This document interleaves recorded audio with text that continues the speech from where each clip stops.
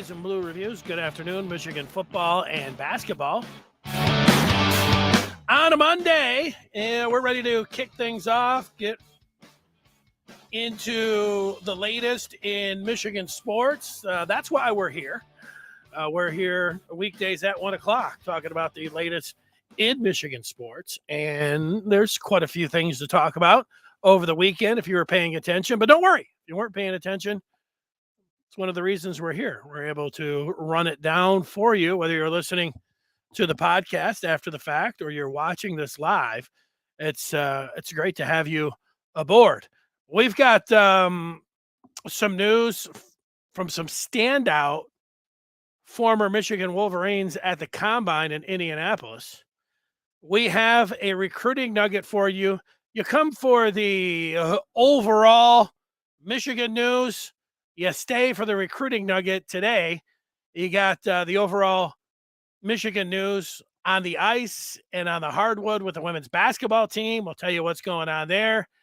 We will start with Michigan's loss in overtime to Indiana yesterday. Now, if you want an extensive breakdown of that game, we come your way on this very feed after every Michigan football and basketball game. Just check it out. There's over an hour of, they say, breakdown, crying, whining, and that's just for me. I bring a lot of people in with the feedback and had their thoughts, but a day after, it's usually different, than the high emotions of right after the game and not looking through possession by possession. It's always good to give your thoughts after a day, after sleeping on it. They always say that. I haven't ever been in any huge decision, where, you're choosing A or B, but I've seen many people, smart or going after, making a big decision. I say, okay, let me sleep on it. Well, we all slept on it. We'll see if we're feeling any different than the way it went down yesterday. Michigan, you could say a lot of different things about them. These last two games has been the way that it's been all year long. Michigan, and you can use any analogy that you want. I've got two for you. Michigan basketball, if they were a football team, they can drive you 99 yards. They can get you in the red zone, and they can get you down to that 1 yard line. But they can't punch it in. They can't get it that 1 yard into the end zone. I like playing poker. And there's a lot of times, and you get on a run at the poker table, you play in these tournaments, and there'll be 100, 200, whatever. And you can play for an hour, 2 hours, and you're playing really good. And this has happened a few times. I get all the way down to it, and I end up being one or two people out of the money. 2 hours, riding the roller coaster, making some great plays. But you get down to it, and I need to win that one last hand to get in the money, and I'm not able to do it. I end up one out of the money after playing for 3 hours. I don't get anything. That's like Michigan basketball this year.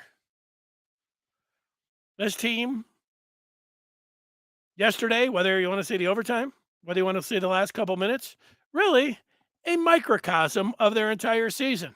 There were a lot of games that they were right down there with a chance, making big plays down the stretch to be able to win games.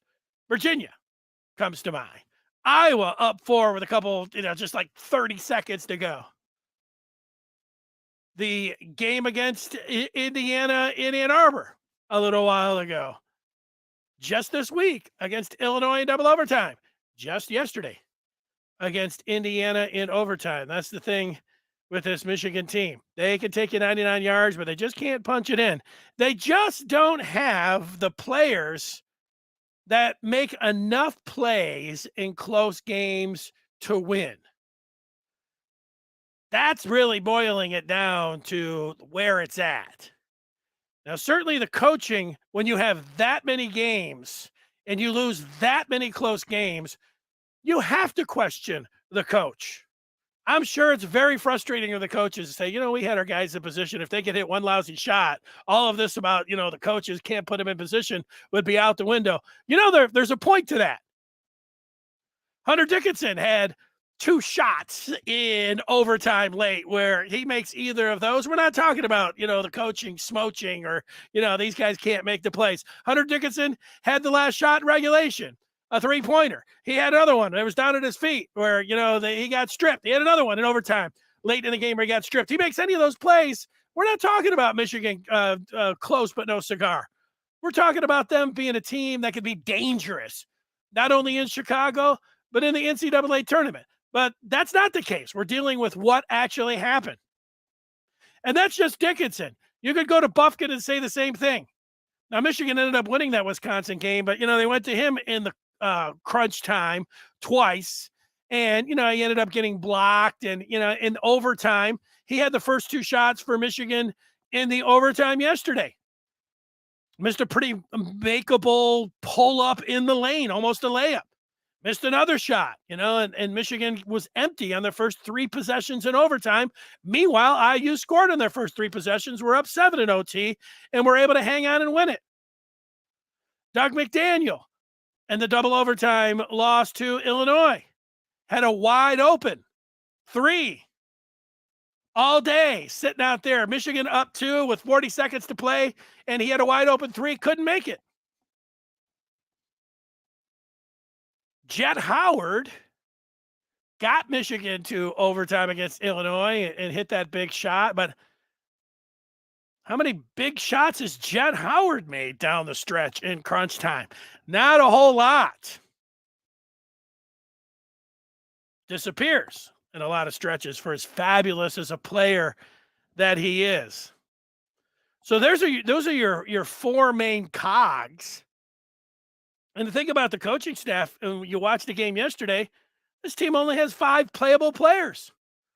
They couldn't go to the bench. The coaching staff doesn't have any confidence in TW2. I don't either. You say it's nothing against them, but it's against confidence in playing in a big spot in a game. You don't want him out there. You don't want him shooting a 3. Joey Buckets, you thought his confidence was destroyed after airmailing the potential 3-point attempt in double overtime against Illinois. His confidence is completely shaken now when the coach doesn't have any confidence in you. You imagine sitting there having to walk off the floor after that loss? Like you're thinking, oh, man, I got another shot. I can get in here and redeem myself for that wide open miss in Champaign. Coaches won't even put you out there.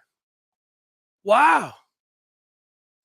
Can't play Baker, can't play TW2. Cheddar had his face smashed up, but he's not a playable really player. I know he started a few games. They have 4 guys. And Reed. The most frustrating thing about this particular team is that it seems like they're 1 player, 1 shot away from being a pretty good team. And yet we're talking about it, and so it's fine. So they're a disappointment. They were this close to being, I think, a good team. They were this close to potentially getting into the tournament. So that's what I see from them. And again, you can go check it out.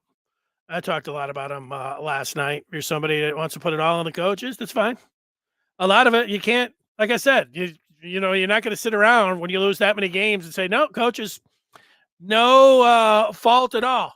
I think Juwan, if they don't make the tournament this week and then the following week, we'll be hearing a lot of critics, and a lot of it will be deserved. And you can look to his in-game coaching, and you can look to the roster.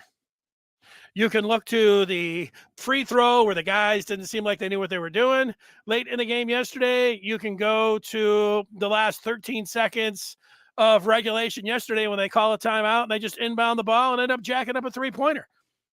I could have drawn up something better than that.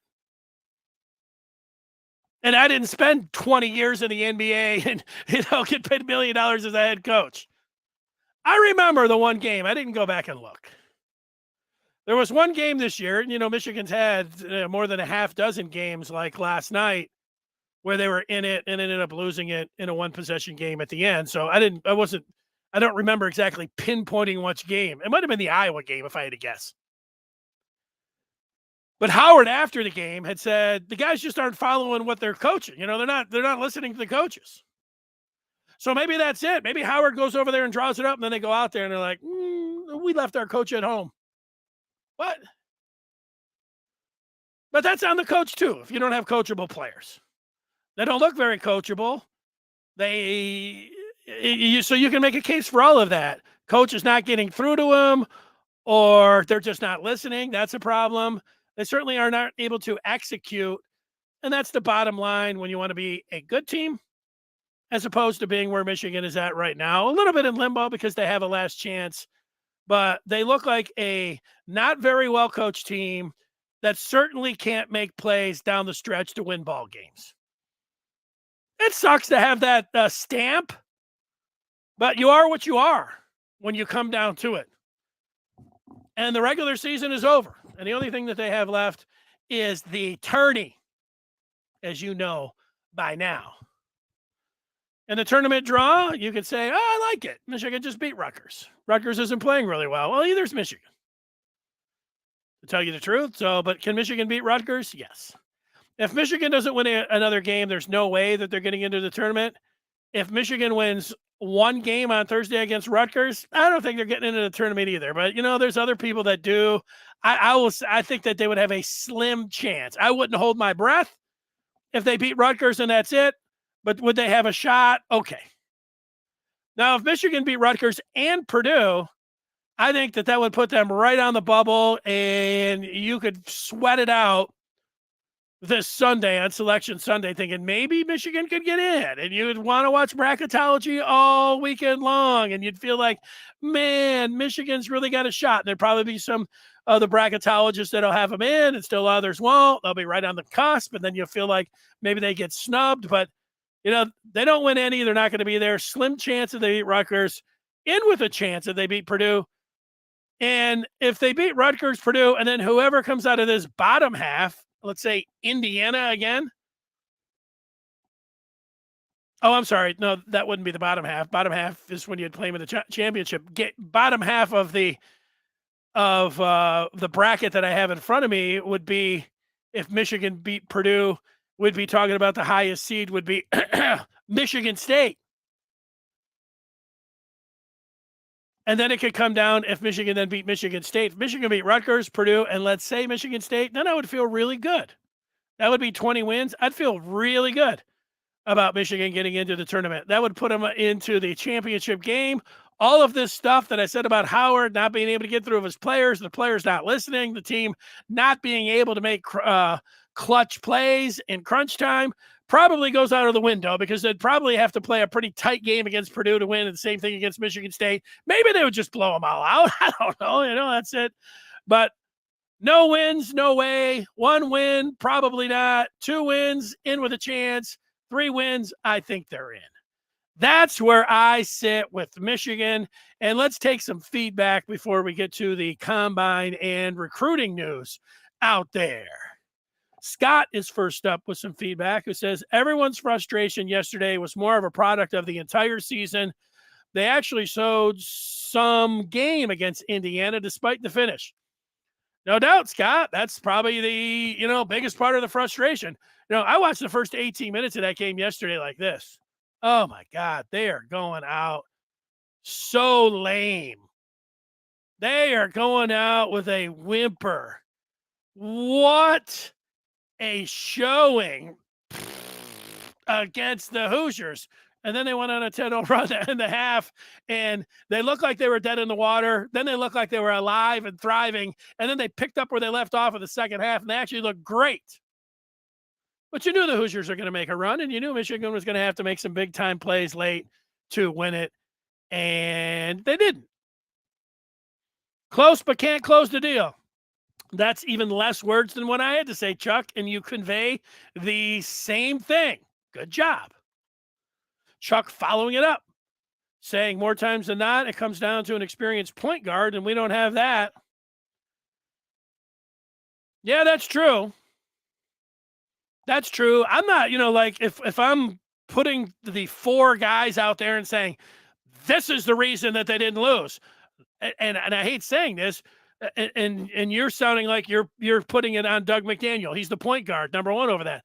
I would put it on Hunter Dickinson. Number 2, I'd put it on Jed Howard. Where's he been late in any of those games? Nowhere. Number 3, I would put it on Kobe. At 4, I would put it on Doug McDaniel. Kid's a freshman, and he's been pretty good. Sure enough, he could have knocked down that 3. But it's not like I see him taking early shots, and it's not like they run the entire offense through him. Sure, he dribbles it up, but in sets, he's dribble handoff and all that. I'm putting it on Dickinson if I'm looking to the players. That's me. Jason, going to a quote that his father always said, quote, "Close only counts in horseshoes and hand grenades. Being close just doesn't cut it in sports. A loss is a loss." Oh, your dad's a smart guy. There's a lot of teams. The road to victory, the road to the Hall of Fame's littered with people on the side of the road that were close. What was it, Jason, that Scar said back on Wednesday about his aunt having balls? OT, pointing to a lack of leadership. Scott is remembering the good old days when we had Burke, Hardaway, Robinson, Stauskas coming off the bench. Yeah, well, that's one of the parts. There was a time after the Fab Five and the first Big Ten tournament that Michigan won in 99 or 2000. And then it was the Ed Martin de facto probation era with Brian Ellerby. And basketball, people had zero interest in it. They weren't any good. There was no interest. The Chrysler back then arena was dubbed the Mausoleum. And it was there was zero excitement. Tommy Amaker was a great bridge until Beeline, and then Beeline was a super surprise, being able to take Michigan and not only pull them back into relevancy, but put them on the map as a basketball program in a university and a Block M that you expected a lot from. He rose up the expectations, and there it was. And Juwan had that going. Got an incomplete the first year, but look at the the second year. Elite Eight, a shot away from making the Final Four. They won the Big Ten. That was fabulous. Last year, the season wasn't very good, but as things work in basketball, it's how you finish. And Michigan finished being able to get into the tournament and then won some games. It was a successful season. This one was mirroring that until these last 2 games and ultimately them not getting in, although they do have this last chance. You always got the last chance in basketball. Andre says, unless they win the tourney, otherwise have fun on the best seat in the house. I don't know if that means the NIT. I think Jason says, I hate that Hunter came back, and we are leaning on that guy 85% of the time. He really has limited help, and other teams obviously know that. After this year, I don't see him coming back again. Yeah, who knows? I mean, Hunter Dickinson, like I said, he is a wonderful player, mostly 90, 95% of the game. It's too bad he can't, make that one last shot to get him over the hump. That is asking a lot, but, he's made a lot NIL-wise, and I think that he can make as much as he's going to make anywhere next year at Michigan. So I think there's a pretty good chance. I would put it at 60% that Hunter Dickinson comes back. Now, maybe he wants to go overseas, and maybe he wants to see if he can, make the end of the bench in the NBA and, stay there for a year and see what can go on. He's going to make, he could make a little bit of a chunk of change there playing in the G League. If I was Hunter Dickinson, I'd stay around for another year. Chuck is talking about we will be able to lean on him in close games if he's here in 2 years. I don't know who he's talking about. The couch. That's what Andres is talking about. Everybody will be sitting on the couch. Michigan pays more next year than a pro contract. That's right. Yeah, I don't know. Oh, you're talking about the point guard. That's the Doug McDaniel. That's who Chuck's talking about. Yeah, well, I don't think the point guard is going to go anywhere next year. I don't know where he would. I mean, unless you're going to transfer. But look, I didn't think that. I didn't think that Michigan would have lost Frankie Collins last year, and he up and bolted, went to. So you never know what's going on. Kent said, "Is Juwan's offensive philosophy any more complex than dribble handoff, force it to Hunter?" I think it is, although, me trying to say that they have much more complicated things or things to get them into, I hadn't seen very much. So, no, it actually seems even less than that. It actually seems like dribble it up, set a screen, and if it's not there, somebody just go ahead and make a move. Free roll, do what you want, kind of thing. But that's that's being a little harsh today after what I've seen over the last of a game. Let's move on. After one more from Chuck, who says, "I meant I wasn't blaming him when I said our lack of point guard experience was our issue. He's a freshman, and you don't expect him to be that guy." I'm with you, Chuck. I get it. I wasn't taking, if I sounded too harsh against you, there was somebody last night that was all like, "It's that point guard's fault." And look, it's all of them. It's the coach. They don't have a bench. The guys that are out there, they're that close to being a good team, and they had so many opportunities, and yet they couldn't. That's why they're kicking themselves. You're kicking yourself. They're kicking themselves, and the coaches are kicking everybody because they are so close to having a good basketball team, and yet here they are on the outside looking in. And right now, if you said this team isn't making the tournament, most people would say, yeah, you're right. And why aren't they making it? They can just hold up a mirror and take a look at it. Frustrating. Sad. Well, the combine was over the weekend, if you were paying any attention, and DJ Burner turned some heads. I left the R out here. He's so fast that I typed his name so fast, I was going to spell it Burner. DJ Turner ran out a 4.2640. This is about as fast as anybody in the world can run ever as a football player. DJ Turner is super fast, and just watching the 40. And those of you that are track enthusiasts, will be able to tell you, but it's like this a lot of times with great athletes. They make it look easy. They make it look effortless. DJ Turner running that 4.26. You know what it reminded me of? When I watch golfers. Like when I go out golf, I put so much into my swing and I get to twist in and turn. When I watch golfers that are out there on the PGA Tour, they just go out there. It's like they barely even swing. And then the ball explodes 400 yards. Wow. That was Turner. I mean, he just ran. It was 4.26. Wow. That's it, man. Compact and fast as heck. Now, the other standout for the Wolverines, and there's a lot of guys that did well for Michigan. Schoolmaker, Bell, both Hayes and Oluwatimi, looking at what they did. Robbins and Moody. It wouldn't be a surprise to see, certainly Moody get drafted and Robbins, be able to be on an NFL team. All those other guys, Oluwatimi and Hayes, they're going to get drafted. Schoolmaker, if he doesn't get drafted, he's going to play in the NFL for a couple of years. And I think the same thing about Ronnie Bell.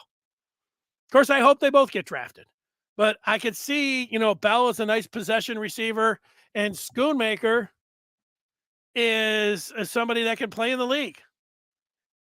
He's big, he's strong, he's fast, and he's got good hands. Now, you don't want to take him in the first round or second round or even 1 through 7.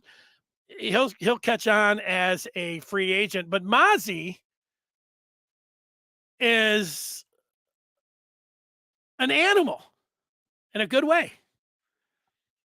34 reps, locking out at 225 is a hell of a performance. It was the best out of defensive linemen. He was throwing that weight around like he was throwing it around. It was impressive. Great job by Mozzie Smith. Great job by DJ Turner, who was awesome. Michigan has no effective spacing. Andres, there's Matt. Are we in? No, Matt. They're not in. I would not hold my breath even if they beat Rutgers. They beat Purdue. That's when you perk up and think that they're going to have a chance. But that's me. Jason's not he's not a fan of the combine. It's a dog and pony show at this point. A job interview that you have for months and practice the question. None of it has to do with the actual job. Yeah, I hear all that, Jason. I just have, I like football, and for me, it's fun. I like to see what the Michigan guys do and post some of the numbers. It's like when they have the freaky numbers, the freak show numbers that come out that Bruce Feldman does from The Athletic. It's the crazy things that guys are able to do. I like it. Look at some of those superlatives. I like watching the quarterbacks throw. AR-15, Anthony Richardson. The Lions might pick a quarterback at 6 or 18 and, watching those guys throw the football.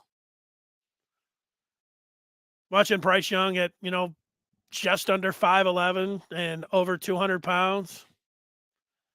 And he didn't throw the football, but he got measured. But Richardson threw. I like the measurables. Don't get too wrapped up into it. You don't want to go too far, but it's just fun. It's like recruiting. Recruiting doesn't mean everything either. But, with Richardson, just to take him as an example, last year I watched Florida take on Utah. I picked Utah to make the college football playoffs. And Utah had to go to Florida, and they played, they played the Gators. And Richardson in that game was awesome.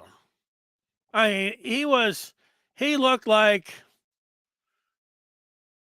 Josh Allen and Cam Newton. Kind of as I was watching him, I'm like, if I took Cam Newton and Josh Allen and smashed them together, I got the quarterback from Florida that I'm watching against Utah. He's a giant. He's throwing guys out of the way. He's throwing the football down the field. He's built, 6'5". I mean, he's just everything that you could want. I started thinking, I got to watch Florida every time after that. Well, he got hurt in that game and the next one, and, he didn't really play well last year, but he has tested. If it was just going for the test, Anthony Richardson would be the number one pick. AR-15 would be the number one pick in the draft. I mean, this guy is the most unbelievable physical specimen that you would ever watch do anything. He jumped almost out of the the old RCA dome. It's not it. Lucas Oil Field almost jumped out of the football stadium. He could have dunked the ball like 6 times while he was up there. Ran fast, built like I said, he's the combination of. He still looks like a combination of Allen and Cam Newton, but right. Doesn't have very good completion percentage. And if you watched him play after the Utah game, you're like, whoa, it's going to be a minute. He's not coming in next year and playing for anybody. But maybe in 2025 he would. Let's see. I'm looking at some more of the feedback. JP, some front offices put a lot of stock on it. What stock are you speaking of? The combine. The funniest interview prep ever, though, was the Harbaugh-Winston crab leg conversation. If we get in, it will be on our name, not on our play. Well, let's see. They'll put themselves in the conversation if they get 2 wins, and then yeah, your name helps. What also helps is that you have recognition like Hunter Dickinson, that you got 2 potential first round draft picks in Buffkin and Howard. Yeah, the Block M helps Michigan. If you're on the bubble and it's coming down to it, there could be a chance. Kent got a problem with sex. Kent, I think you're on the wrong show. I don't, I don't know what. I don't know. My answer to this question is no. I mean, I don't have any problems. I mean, I guess it's just like my bank account. It could always be better, but I think you're on the wrong. You might be on the wrong show. What was his other? Let me just go back. This maybe it ties in. No, he's here talking basketball. No, he's here talking sex. I don't know. It must have been something. Maybe it was this. Now, innuendos and fun, and funny things that you might say. I get it's kind of like ha ha. Somebody will say the number 69. That's a big joke. I get it. If things are funny, but I probably say so many things that are like that or double entendres that I don't mean to, that I can't stop and get too into the laughing at stuff. So I'll move on. Andre says that some front offices are willing to pull the trigger more after seeing a guy's performance in these workouts. Sounds like the Lions fans are trying to bite that Anthony Richardson bullet. I'm biting the Anthony Richardson bullet. I'm guilty of that. Now, if there was another guy there at 6, I know, the corner from Oregon. Woo, I like a corner, but Lions fans are tough because I'll speak for Lions fan because I'm one of them. We don't really know. We've been lost in the wilderness, and everything is like going to be. Everything's great. Everything's the worst. We don't really know what a championship football team looks like. So we're all everywhere. We're everywhere out there. We don't know what's going on. But one thing for sure, nothing spooks a Lions fan more than talking about a quarterback. Oh my God. It will freak everybody out. I am not really like that. I think that, like the thing about Richardson, he's a little bit of a lottery ticket. You're not really going to play him next year. It's a good situation. And hey, if he doesn't work out, this was an extra first round pick anyways. You move on. It's not like back when the Lions were always up at the top of the draft and you had to pay the Stafford and Calvin Johnson and Sue these incredible amounts. The top picks now, they're very valuable. They're worth their weight in gold. Back when the Lions were having them, they were punitive. So it's a little bit different, but Lion fans forget about that.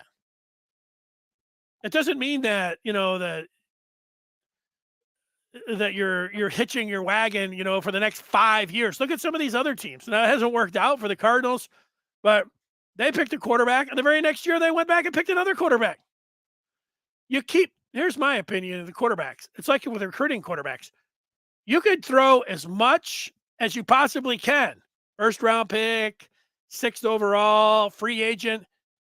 If it works and you get a superstar quarterback, you're not going to care. If it doesn't work out for Richardson and he needs to sit and the Lions happen to have a good bridge quarterback, do it. I'm not going to complain about that if that's the direction that they go. All right.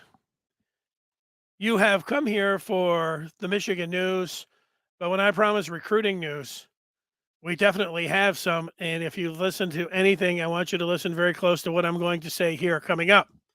Now, if you're a member of the Maize and Blue Review, you already know probably what I'm going to say. And if you're somebody that is interested in breaking recruiting news as it happens, well, you join up the Maize and Blue Review and you get to know these items and just where Michigan sits with everyone on the recruiting trail with the team that is following this at all times, day and night. Now, having said that, I have on the board a football player from Olney, Maryland, named Aaron Chiles. If you recall the 50 and 5 from a couple of weeks ago, I've got a top 10 in recruiting right now. And number 4 on the 50 and 5 is Aaron Chiles. He is a 4-star from Olney, Maryland, 6'3", 220-pound outside linebacker. If you look, he is a top 60 player currently nationally by Rivals.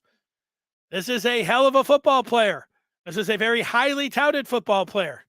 And what I am telling you about Chiles is that the news for Michigan and Chiles is got a gigantic arrow up. If you had to ask me, in my opinion, and who is the leader for Aaron Chiles, I would say Michigan. If you had to say, predict where Aaron Chiles is going to go to college next year, I would say Michigan. If you had said, will you predict that Michigan with a forecast that Aaron Chiles is going to put Michigan, I would say I am almost ready to go there. But right now, I just have one forecast in. It's for Jaden Davis, and I'm waiting to see how that one goes before I just start forecasting. But there is a gigantic up arrow next to Chiles. And if I reshuffle the 50 and 5, he is moving up the ladder. Number 1 on that list is Jaden Davis. Jordan Marshall, the running back, is in there from Ohio. Brady Priestcorn was number 3. Chiles is 4. He's moving up to number 2. There's your recruiting list. AC. It's always good to have an AC in Ann Arbor. Let's go. Almost AM. I'm that close. I mean, it's getting pretty close to putting the forecast in. Let's go. Yeah, my stats can only get better. It's a good point. I want to make sure that I put a forecast in. Right now, Jaden Davis, the forecast is out there for, but I'm pretty close. Tune in tomorrow. Maybe I'll be ready to make that move. All right. Some other things that are going on with Michigan. Over the weekend, the number 2 seed in the Big Ten tournament looked like it as they sweep Wisconsin. Really entertaining game on Friday. Michigan comes back and makes it more lopsided on Saturday. They move on to the semis versus Ohio State. How many times has Michigan won the Big Ten tournament? Have they ever won the Big Ten tournament? They've won a lot of things. It's not like they've had the Big Ten tournament forever. Been around for, 10, 15 years. I'm not sure they've ever won one. I have to look for sure. But that would be my answer. 0. I'd like to see them win the Big Ten tournament. Tell you what, if Michigan, you're like, I could get into Michigan. I watch them when they play in the tournament. Michigan playing Ohio State or Michigan playing Minnesota in any type of situation, let's go, man. That's some high-level hockey. That is something that you want to see. On the hardwood for the women, they came up short in the Big Ten tournament. The women did. They lost in the quarters to OSU. But not all is lost for the Wolverines Cagers as Selection Sunday. They are projected to be a 6 seed. Keep an eye on that and see where they end up when it all comes down to it. There you go. That's the news. Combine, Michigan on the hardwood. A fun week. I enjoy it with all the conference tournaments. I'll be watching Michigan to see if they can get it done against Rutgers. And, the Big Ten tournament, as much as we talk about Michigan, you get the one against Rutgers. You pull the big upset against Purdue. You take out Michigan State. Man, if you told me they could do that, it's somewhat achievable. I don't know, predicting Michigan to win 3 in a row. I'm not doing that today, but what a run that would be. And this team, at least, and I got one last bullet, one last arrow, however you want to look at it, one last chance to see if their name will be called on Sunday to the big dance. If not, NIT, baby. We'll be back with you tomorrow at 1 o'clock. We'll see. Maybe there'll be a chance for a forecast in recruiting. See you then. Thanks for watching. Take care.